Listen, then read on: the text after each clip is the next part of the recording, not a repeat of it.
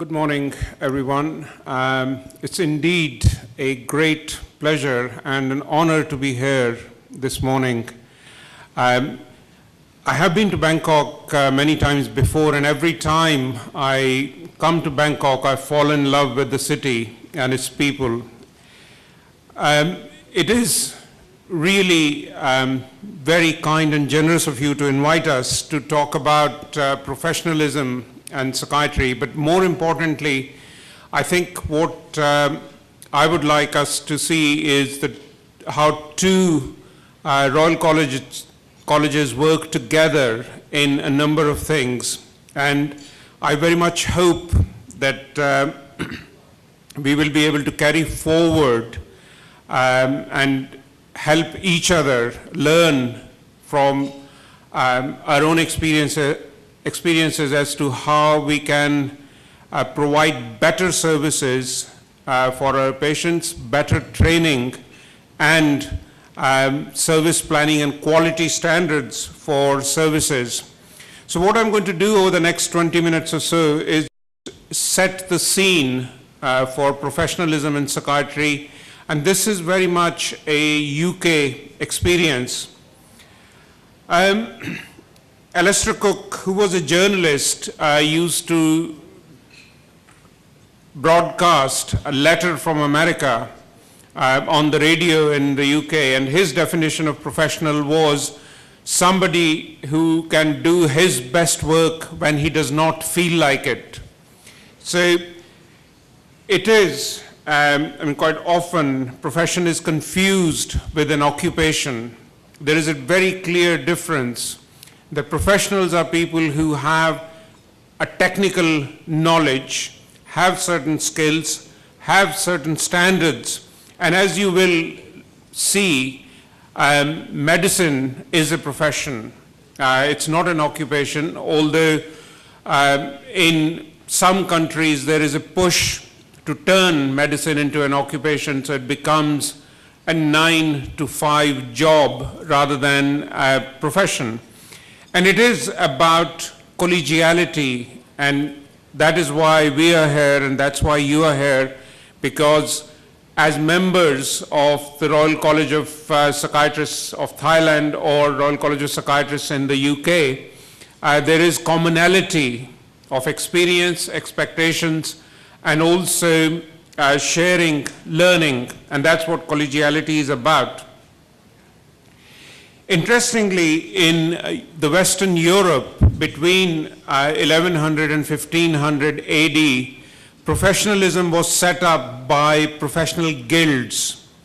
So guilds were the kind of predecessors of the Royal Colleges, that a group of people set up training, set up access to services, set up tools and workshops, and selected people who came into the guild and gave them certificates or diplomas.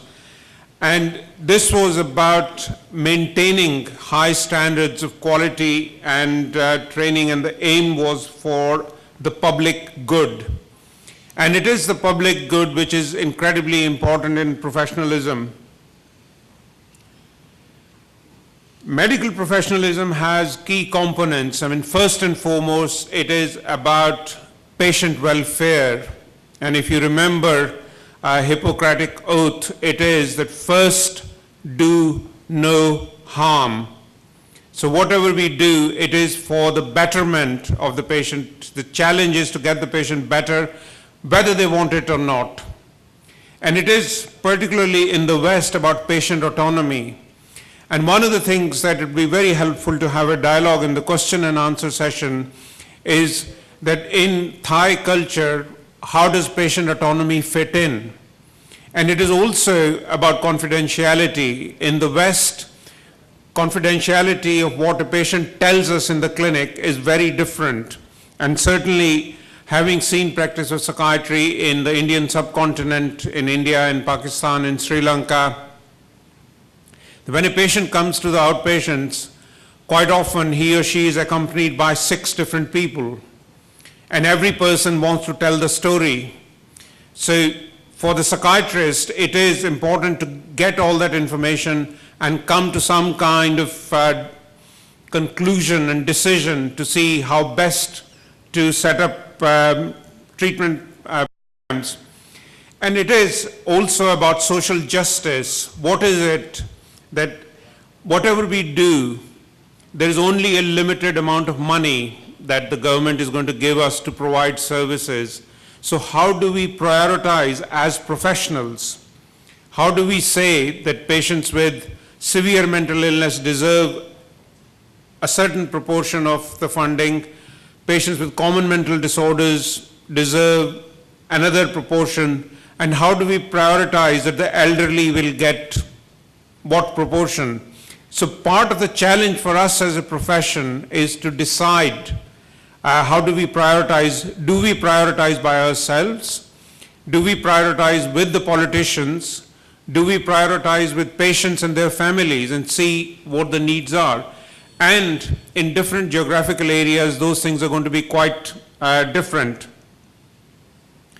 So the components of professionalism in psychiatry, and I think certainly in the UK, in the last 20 years, there have been a number of major medical scandals where doctors did not listen to the patients. There were sort of fairly scandalous stories about psychiatrists who were sleeping with their patients.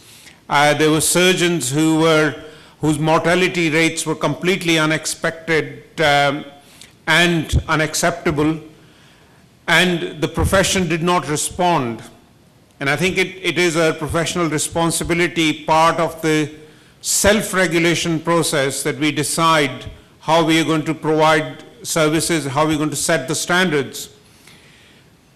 So the components of professionalism are about commitment to professional competence. How do we assess competence? And that's where bodies like the Royal Colleges come into play, because we all know, everybody in this room knows what it means to be a good psychiatrist. But how do we make sure that those characteristics, those qualities are identified and used in training and in assessment? Part of the responsibility is being honest with the patients. And again, there will be cultural differences, and it'll be very helpful to have some dialogue about that.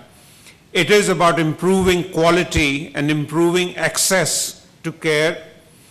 And as I said earlier, that it is about prioritization. It is about just distribution of finite resources. That as medicine advances, I mean, certainly when I was training, ultrasounds had just come in, and then you've got CAT scans, and then MRI scans, and PET scans, and functional MRIs, and whole host of other things. So medicine is becoming much more expensive. So at what point we as a profession say it is a must that we must have these investigations done, or can we do without them?